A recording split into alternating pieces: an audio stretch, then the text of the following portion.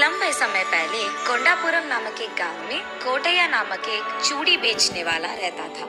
वो उसकी पत्नी और 2 बच्चों के साथ चूड़ियां बनाकर उन्हें बेच के पैसे कमाता था। वो चूड़ियां बनाने में माहिर था। हर रोज पास में मौजूद जंगल को जाना, उसमें मिट्टी का पहाड़ ढूंढकर उसे खोदना और उसका मिट्टी लेकर घर आना, यही करता था। घर लाए हुए मिट्टी को उसकी पत्नी साफ करती थी और उसके दोनों बच्चे उस मिट्टी को गांठते थे और उसके बाद कोटैया उसको चूड़ियां बनाता था। तैयार किए हुए चूड़ियों को भट्टी में गरम करता था। जलाए हुए इन चूड़ियों को उसकी पत्नी अलग प्रकार के रंगों से सजाती थी और अगले दिन कोटैया उन चूड़ियों को लेकर सारा गांव बेचने घूमता था। कुछ बार तो सारी चूड़ियां बिक जाती थी और कुछ बार तो लोग चूड़ियों को जरूर देखते थे लेकिन खरीदते नहीं थे। और कुछ लोग, सुनो भैया, चूड़ियां दिखाओ।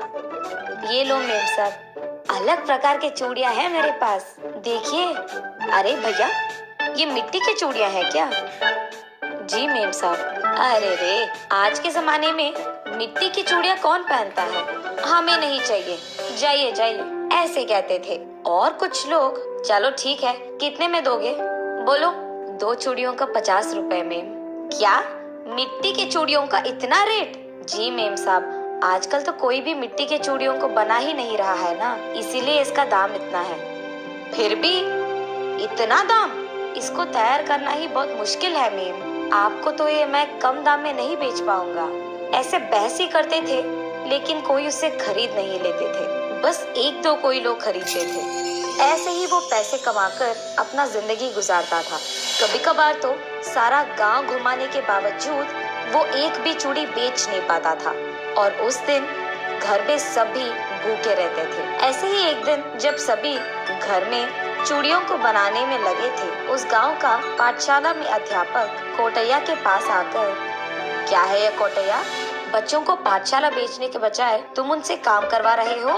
क्या तुम्हें नहीं पता कि बच्चों से काम करवाना गलत है? साहब, मुझे माफ कर दीजिए, उनसे काम करवाना तो मुझे भी अच्छा नहीं लगता है साहब, और कोई चारा नहीं है, इसीलिए अगर उनको पाठशाला भेजना है तो उनके लिए वर्दी और पुस्तकों को खरीदने के लिए भी पैसे मेरे पास नहीं है, इसीलिए उनसे ये सब करवा रहा हूँ साहब। 4 हाथ एक ही साथ लगेंगे तो कम से कम 4 रुपए कमा पाऊंगा, उससे 2 चावल का निवाला तो अंदर जाएगा, इसीलिए इन दोनों को मैंने मदद के लिए घर पे ही रख दिया। लेकिन अगर तुम अपने बच्चों को पढ़ाओगे तो कम से कम इससे अच्छी जिंदगी पाओगे, ऐसे सोचा तुमने?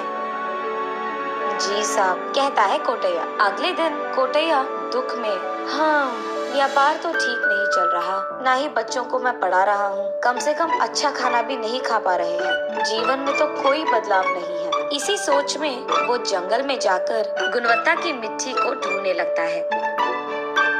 इतने में उसे एक मिट्टी का पहाड़ दिखने पर उसे खोदने लगता है। बहुत खोदने के बाद उसे एक बक्सा दिखता है। उसे बाहर निकालकर खोलता है और बस खुशी से वो पागल हो गया था।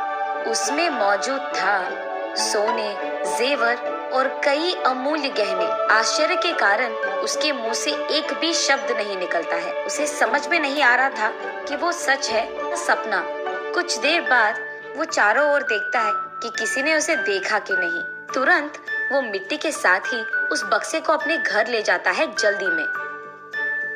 घर पहुंचते ही वो बक्से में मौजूद सारा सोना उसकी बीवी को दिखाता है। तब उसकी पत्नी, हाय भगवान, इससे हम क्या करेंगे जी? इसे जहाँ भी बेचे लोगों को तो पता चल ही जाएगा, और इतना ही नहीं, अगर अचानक हमारे पास इतने पैसे आ गए तो लोगों को शक होगा ही। ऐसे कहती है।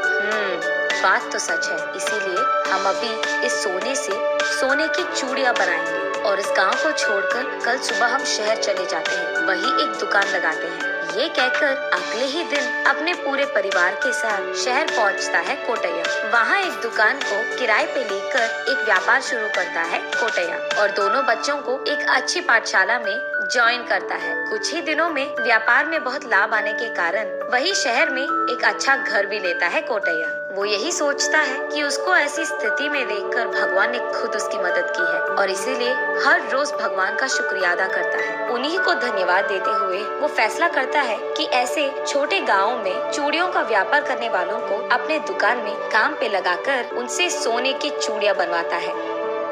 ऐसे कोटैया सबकी मदद करते हुए अपना जीवन गुजारता है।